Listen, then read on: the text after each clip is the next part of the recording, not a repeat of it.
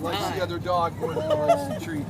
Okay, so we're going to do a grand opening first of the new dog park by taking her off the leash. So let's do this. All right. So Nisa, you get to go run. I know. All right. So congratulations, dogs. You get a new park. Go, go, go. Yeah. All right. We'll just hope that all goes well. Dog parks. It should. Okay. Well, now we can get started with our stuff, but super fun. Okay, well, hey, welcome everyone. We're here to follow through on a commitment that we made during the State of the City, but also a commitment that we've been making for quite some time. And I want to first say that, we know there's like crime, homelessness, and all this other stuff. I understand that. We also know we have to celebrate our city. We appreciate quality of life. And this is actually the largest dog park related announcement we could find going back. And the short story is we're basically doubling the number of dog parks in the city. This is a huge step when it comes to our four-legged friends in the city and having a place for them near each of our communities. Now, our city in general does a good job with dog parks, so it's not like we're trying to solve a problem here. Instead, it's actually the opposite. We're trying to demonstrate national leadership with number of dog parks per capita, and that's what this project is all about. We are already the number 11th city in the country when it comes to access, quality, and climate for dog parks, and so this is going to push us a long way to being number one. So we're going to kind of go through some of this today, but obviously as a pet owner, I use all our dog parks. I've been to them. And they're an amazing place where also community comes together. And I will tell you, I have had many an informal town hall sitting on these benches, talking to other dog owners about all things in the city. And when the weather's a little better, I usually have my dog with me, especially on the weekends. And we do this at parks all over the city. And we're actually going to sort of formalize that. So as part of this process too, we're going to be having kind of meet the mayor and talk about the city at our dog parks in the fall. But this is about that physical expansion of dog parks. And so we're here today at Rio Grande Triangle Dog Park. And so this is right next to our amazing media stations. And of course, near the pool and the zoo and Rio Grande Park right behind us, one of the most iconic parks that we have. And so this particular facility is getting a rehab. So this park was here before, but in much need of a rehab. And that includes turf, it includes drinking fountains, both for dogs and adults, and all the other amenities, a higher quality fence that make dog parks really work. Now, we're also doing this at North Domingo Baca, which went through a whole replenishment, we call it, with wood chips and receptacles and ADA ramps and things like this. But it also means new dog parks. And so we're adding in a variety of dog parks. Not all of them are going to be sort of the Cadillac dog park like this one or like a Domingo Baca. But what we're going to do is add in much smaller mini dog parks throughout the city. So these are going to have a little smaller acreage, less play amenities and so forth. But those are going to be coming throughout our city as well. And so Dave Simon's going to walk through where these are going. You can see here on the map the different locations. We also know that historically, interestingly, there's been a big gap of dog parks in parts of our city, and so we're trying to fill in that as well. And so also, we believe all of this is going to be able to happen in the next year to 18 months. So this is not something like some 10-year plan. We have the funding and the ability to do this right now. So with more on this and to walk us through all these amazing new locations, our Director of Parks and Rec, Dave Simon. Thank you, Mayor. Thank you, Nisa. I appreciate everyone coming out to the new and improved Rio Grande Triangle Dog Park. As the mayor stated, this is our latest, newest dog park renovation. We did about $270,000 worth of improvements to this dog park. That included, as the mayor said, new fencing, all new surfacing, new features, amenities in the park for our four-footed friends and their accompaniers. And also we planted 56 new trees in this park. Believe it or not, we've got 56 new trees. So Mayor, we keep clicking toward our goal of 100,000 new trees in our city by 2030. So this is a very well-known and older dog park. and we're just delighted to have it rejuvenated for another generation. And one of the nice things about the location of this dog park too is that when we have an off-leash dog park so close to another main city park, there really is no reason for people to ignore the leash laws in the city park across the street. So the city park across the street, dogs need to be on a leash. Over here, it's playtime. And I think it's very helpful for our citizens and their pets to have those options. And we really want the city parks also to be safe, and that means obeying the leash laws where they apply. So it's a great advantage of this location. Now, as the mayor, thanks to the mayor's initiative and leadership on this program, we are going to be doubling the number of dog parks in the city through a combination of new traditional dog parks and new mini dog parks. And Mayor, I think I can pretty much confidently say that because of your leadership and this initiative, tails are going to be wagging all over Albuquerque. So the map generally summarizes, the location of both the existing dog parks, the new traditional dog parks, and the new mini dog parks. And really, let me explain just on we'll do that. So I'm standing here. So these are the existing ones, and so you can see those. But all of these new paw prints, these are the new ones. And you just see how many there are and how they also fill in this void in the North Valley, in the Northeast, but also in the Southwest. So a whole lot of new parks coming in. And then you see, of course, the new sort of larger dog park right there, and here, and here, and here, and here. So that's how the sort of icons work. And we're really, as we are with our park and rec facilities citywide, again, with the mayor's leadership on this, we really are aiming for equitable distribution of these great park amenities across our city, so as many Burqueños as possible have easy access to some of the great park and recreation features in our city. And we're very purposeful about trying to locate new investment in places that would benefit from these new amenities. So again, just the quick differences between sort of a standard or traditional dog park and our new mini dog park variety. The standard or traditional dog parks are obviously larger. They usually range in size from around ½ an acre to 2 acres or so. The larger the better, in our view. And they usually have more amenities to them. In addition to the larger size, they have a few more amenities that make for the Cadillac dog parks. And those things could include more shade structures and play features for the puppies and lighting.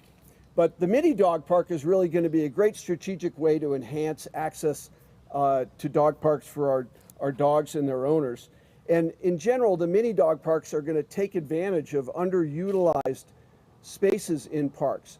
So we don't have to worry about acquiring new land. We can activate areas of parks that have been underutilized. And so the mini dog parks are going to range in size from around maybe 1/10 of an acre all the way up to an acre. And we're going to be very creative about locating them in places that neighborhoods will benefit, parks will benefit, and we can activate an underutilized area of a park. In general, again, those parks, the mini dog parks, will be a little bit smaller and just have slightly fewer amenities. Now, to go from the general macro map to sort of the specifics, first of all, we have traditional major dog park projects planned into several of our large park renovation projects that are underway or about to kick off. And that means that there will be larger standard traditional dog parks in places such as the Wells Park expansion, the Phil Chacon Park renovation, which will start later this year, the completion of the Juan Tabo Hills Park in southeast Albuquerque is going to have a beautiful new traditional dog park.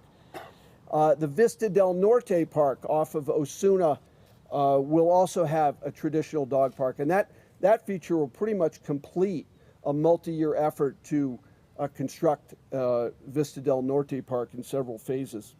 And then, of course, we will be restoring and replacing the dog park at Los Altos Park as part of the total park renovation at Los Altos.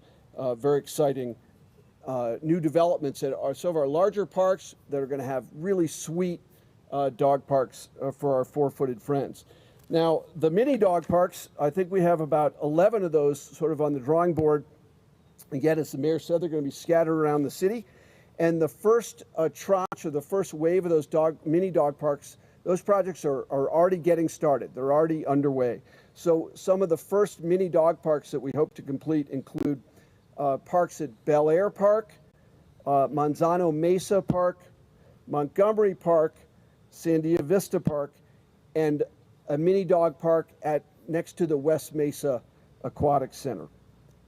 So we'll see progress and completion on pretty much all those mini dog parks by the end of this year or early next year. So we're really going to accelerate trying to get some of these projects done as quickly as possible. With the mayor's support and the city council, the funding for this initiative came in the form of $2 million in the fiscal year 23 budget. So we're very grateful for the mayor and the city council's backing those funds. And in some cases, the city always strategically combines city funds with other funds. So in the case of some of these dog parks, we are utilizing a combination of city funding and state capital outlay funding to complete projects. The Rio Grande Triangle Dog Park was completed mostly actually with state capital outlay funding. So in conclusion, in closing, I just think we always want to see kind of less barking and more tail wagging. But in the case of our dog park initiative, I'm just down on more barking and more tail wagging. We're going to see it all over the city, and we're excited for our dogs and their owners to make our city an even better place to live for humans and animals alike. With that, I think, do you want to handle any questions?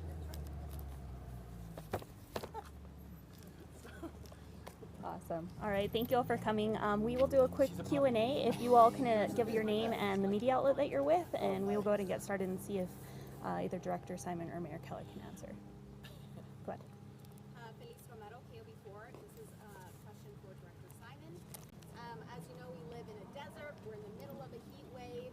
Can you talk a little bit about the surfaces at these dog parks that will accommodate these hot temperatures? Sure, that's a very good question. Thank you, Felice.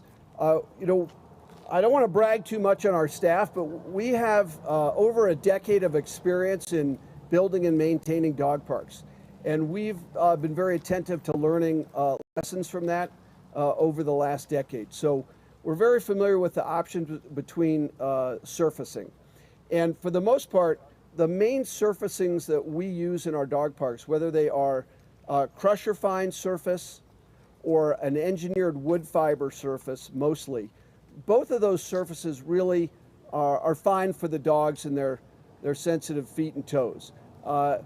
There's a little bit of preference for engineered wood fiber sometimes by dog owners, but we have found that both crusher fine and engineered wood fiber are just great surfaces for our dog parks. And in a few cases, we will look and experiment with other surfaces in some of these mini dog parks. But I think for the most part, the dogs have shown us that they approve.